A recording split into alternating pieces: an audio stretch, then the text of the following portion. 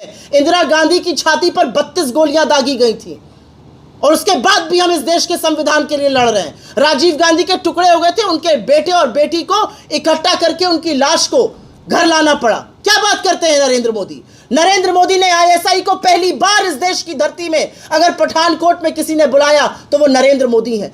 बिना अपनी कैबिनेट को बताए, बिना सरकार को बताए लाहौर क्यों गए थे लपके लपके? क्या करने गए थे? क्यों पैर छू रहे थे जाके नवाज शरीफ की मां का?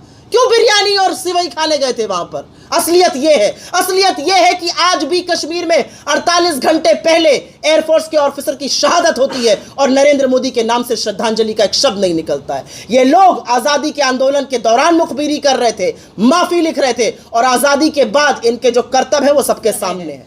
एक चुनाव वो बिना पाकिस्तान और हिंदू मुसलमान किए लड़ सकते हैं। मैं दावे के साथ कहती हूं, चुनौती के साथ कहती हूं, नरेंद्र मोदी मंच से बेरोजगारी की, महंगाई की, आर्थिक असमानता की, गरीबी की, गुर्बत की बात करें, नहीं कर पाएंगे। बीच में मत बोलिए, मैं भी बोल रही हूं। एक चुनाव वो लड़ सकते हैं बिना पाकिस्तान का नाम लिए। और किस कांग्रेस पार्टी से आप सवाल पूछते हैं? जिस कांग्रेस पार्टी की नेता ने पाकिस्तान के 2 टुकड़े करके बांग्लादेश को जन्म दिया, उससे आप बात करते हैं। आप पाकिस्तान की बात हमसे करिएगा। आप उस कांग्रेस पार्टी से बात करते हैं जिनके लोगों ने सालों साल आजादी के आंदोलन में जेल में बिताए, जिनके लोगों का खून इस मिट्टी में शामिल है। चरण का मतदान हो चुका है और एक बात कांच के शीशे की तरह साफ है कि नरेंद्र मोदी जी 1 जून को प्रधानमंत्री नहीं बनेंगे, बीजेपी की सरकार नहीं बनेगी, सरकार इंडिया गठबंधन की बनने जा रही है। नरेंद्र मोदी जी के पैरों के तले से जमीन खिसक चुकी है। असलियत यह है कि संविधान के खिलाफ जो साजिश रची जा रही थी, आरक्षण के खिलाफ जो षड्यंत्र रचा जा रहा था, जो बेरोजगारों को, महिलाओं को, गरीबों को, किसानों को, श्रमिकों को वंचित करके जो 10 साल राजनीति करी गई, उसका अंत होना है और अब न्याय होगा। और न्याय जिस तरह की बात हमारे घटक दल कर रहे हैं, जिस तरह की बात कांग्रेस पार्टी कर रही है, 30 लाख सरकारी नौकरियों की, महिलाओं के खाते में डायरेक्ट पैसा जाने की, 1 लाख रुपए साल, डिग्री और डिप्लोमा धारकों को 1 लाख की अप्रेंटिसशिप देने की बात, किसानों को कानूनी गारंटी की एमएसपी देने की बात, उनकी कर्जा माफी की बात, श्रमिकों में मनरेगा का मानदेय 400 रुपए कर देने की बात, गिनती करने की बात, कास्ट सेंसस करने की बात। हमारा एक अकेला विश्व में देश है जिसने कोविड के बाद इस देश में जनगणना नहीं हुई।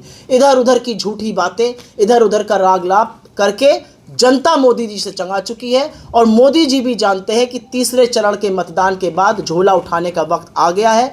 आज यहाँ पर हमारे प्रत्याशी वीरेंद्र चौधरी जी के लिए समर्थन में, उनके लिए वोट मांगने के लिए हम सब एकत्रित हुए हैं। वो फरेंदा से कांग्रेस के विधायक हैं, यहाँ पर मजबूती से चुनाव लड़ रहे हैं, पढ़े लिखे व्यक्ति हैं, जुझारू हैं, संघर्षशील हैं और हम सब घटक दल के साथ ही यहाँ पर बैठकर एक मन से, एक मुश्त पूरी ईमानदारी से उनके प्रचार की बात करते हैं, उनके लिए वोट और आपका सहयोग मांगते हैं। अरविंद केजरीवाल के बाहर आने से क्या लगता है इंडिया गठबंधन को मजबूती मिलेगी?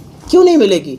मुझे लगता है इंडिया गठबंधन को मजबूती मिलेगी। इस देश में जो संविधान में जो लोग आस्था रखते हैं उनको मजबूती मिलेगी। आप सोच सकते हैं कि लोकतंत्र में, भारत जैसे लोकतंत्र में 2-2 मुख्यमंत्रियों को जेल में डालकर चुनाव लड़ा जा रहा है।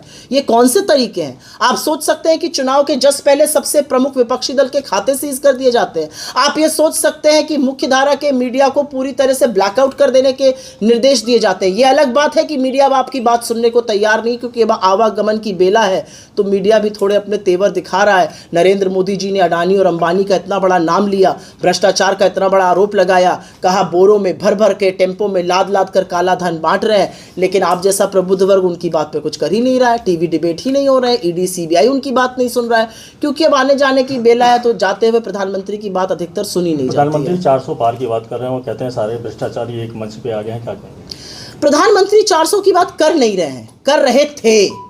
प्रधानमंत्री ने नारा दिया 400 पार, 400 पार। जनता को समझ में आ गया कि 400 पार का मतलब है ये संविधान को बदलेंगे। कंसल्टेटिव कमेटी ऑन रेलवेज में जो आपका सांसद था वो रेलवे लाइन यहां नहीं ला पाया, इससे ज्यादा नाकारा और निकम्मापन और दूसरा क्या होगा। और मुझे फक्र है कि मैं उस इंसान की बेटी हूं जिसने इसको पास कराया, googly Anand Nagar railway line को बजट में डलवाया, अनाउंसमेंट हुआ और उसके बाद जब वो चुनाव हार गए और दिवंगत हो गए, उसके बाद पंकज चौधरी रेलवे की कंसल्टेटिव कमेटी में रहते हुए उस रेलवे लाइन को नहीं लगवा पाए। 5 साल से सत्ता में आप हैं और अब कह रहे हैं मैं जब अगली बार आऊँ। अब अगली बार तो खैर आप आ ही नहीं रहे हैं। तो 5 साल से झुंझुना बजा रहे थे। क्या ये मोदी जी ने एक आदत डाल दी अपने लोगों की कि अभी मैं कुछ नहीं करूंगा, जब अगली बार आऊंगा। आपको देख लिया, आपको परख लिया।